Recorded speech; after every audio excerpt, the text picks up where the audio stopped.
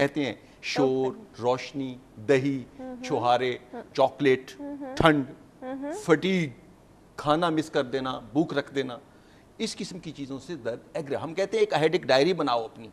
आप उन चीज़ों को जो आपको ट्रिगर करती हैं उनको नोट डाउन करो और उनसे अवॉइड करो। एक घर में दो बंदे हैं, एक को चॉकलेट से सर दर्द नहीं होता, दूसरे को हो जाता है, तो आप ये तो नहीं कह सकते कि ये चीज़ें। बीवी से सर दर्द हो रहा था, आप तो अवॉइड नहीं कर सकते फिर तो आप फंस गए, फिर तो वो कांस्टेंट रीजन है, वो तो फिर कांस्टेंट है वाकई से। अच्छा सर, एक बात, अगर इस तरह का दर्द शुरू हो जाए तो फिर पेशेंट क्या, मतलब वो बिल्कुल अपने आप को आइसोलेट करे, अंधेरे कमरे में जाके बैठ जाए, और क्या करे? मतलब ज़रूरी हर पेशेंट यही करे?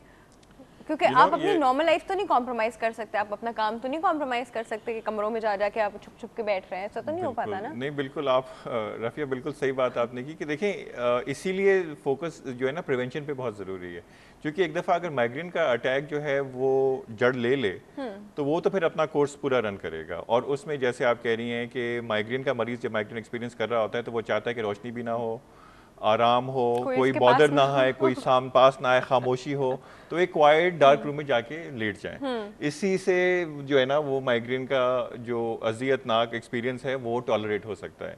तो इस सूरत में इंसान अपना स्कूल में पढ़ रहे हैं, आप स्कूल मिस करेंगे, जॉब है, जॉब में खलल आएगा, डेली लाइफ में खलल आएगा, फैमिली के साथ रूटीन इंटरफेयर होगा। तो इसलिए बच्चे एग्जाम दे रहे होते हैं, उनके एग्जाम के बीच में उन्हें माइग्रेन हो जाता है, क्या how will they give the papers अगर इतने दर्द के साथ? देखें तो उसमें एक तो ये कि जैसे डॉक्टर लतीफ़ ने भी कहा कि ये सबसे अहम चीज़ लोगों को रियलाइज़ करनी चाहिए कि माइग्रेन लाइलाज नहीं है, ये बहुत ही काबिल इलाज कंडीशन है और इसमें पेन किलर्स भी इफेक्टिव है, प्रिवेंशन भी इफेक्टिव है। तो prevention is the best approach. ठीक। अच्छा सर, कोई नॉर्मल दर्द जो है, टेंशन हेडेक हो गया, ये क्लस्टर हो गया, या तो क्या ये भी चेंज होकर माइग्रेन में कन्वर्ट हो सकता है? टेंशन हेडेक के बारे में मिसकंसेप्शन है कि ये टेंशन से होता है, इसका नाम है tension headache.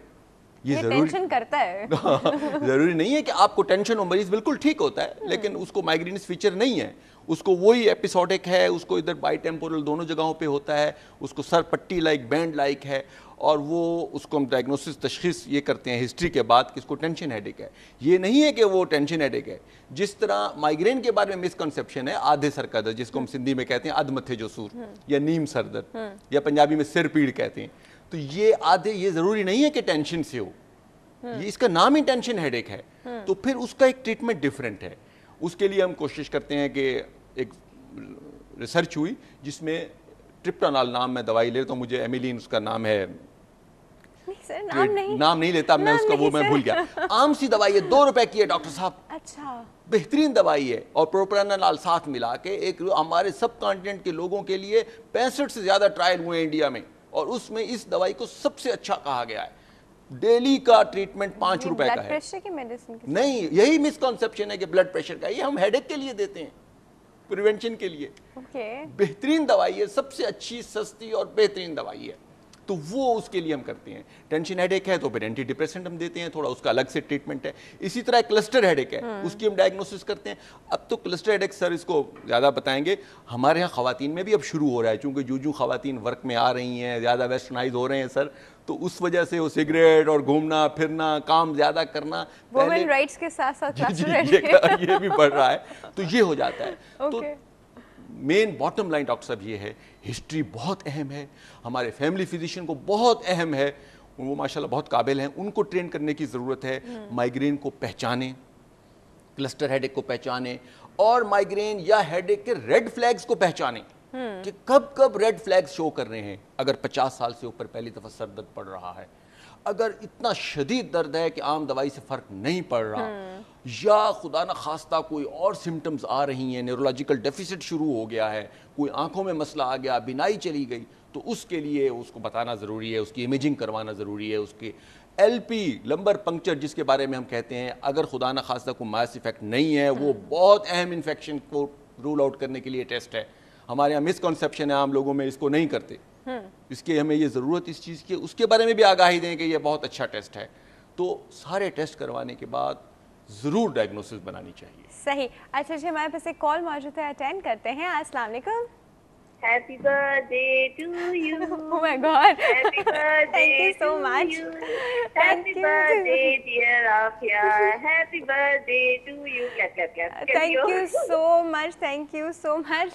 Good healthy morning. सना कैसी हैं आप? ठीक ठाक, अल्लाह का शुक्र। आप कैसी हैं? आपने इतना मुझको सुबह सुबह इतने प्यार से विश किया। मेरा नाम सना नहीं है, सनम है और कराची सनम सनम सनम ही कहा मैंने। सनम नहीं, सामने सना लाहौर से, मैं सनम कराची से हूँ। नहीं, मुझे तो पता है आप सनम बात कर रही है, पता नहीं वहाँ क्यों लिखा है, I don't know. Thank you so much Sanam. अब मैं बिल्कुल ठीक ठाक हूँ। क्या कहना चाहेंगी?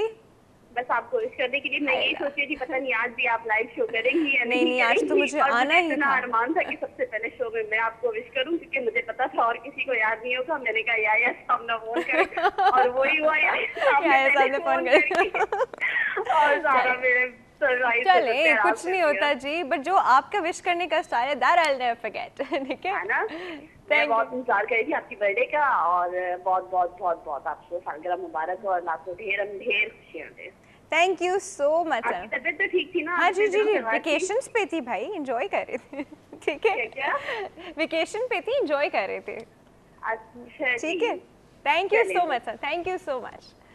ओके जी, let's come back to what we were talking about. अच्छा सर, एक बड़ी मज़े का सवाल, एक ऐसा सर का दर्द जो सुबह उठने के बाद नॉर्मल हो, थोड़ी देर के बाद बड़े यहाँ से स्टार्ट हो, पूरे दिन में वो पूरे सर का चक्कर लगा के यहाँ पर आके मतलब वो इतना बढ़ जाए कि इट्स अनबेरेबल, मतलब it's like roaming around the entire, वो आपके पूरे सर में घूम रहा है और फिर आप अपने आप को फोर्स कर रहे हैं सोने के लिए, बट द दर्द इतना ज़्यादा है कि आप सो भी नहीं पा रहे और फिर आप दवाइयाँ ले रहे हैं और कोशिश कर रहे हैं और सर पकड़ रहे हैं और किसी से कह रहे हैं मसाज कर दो।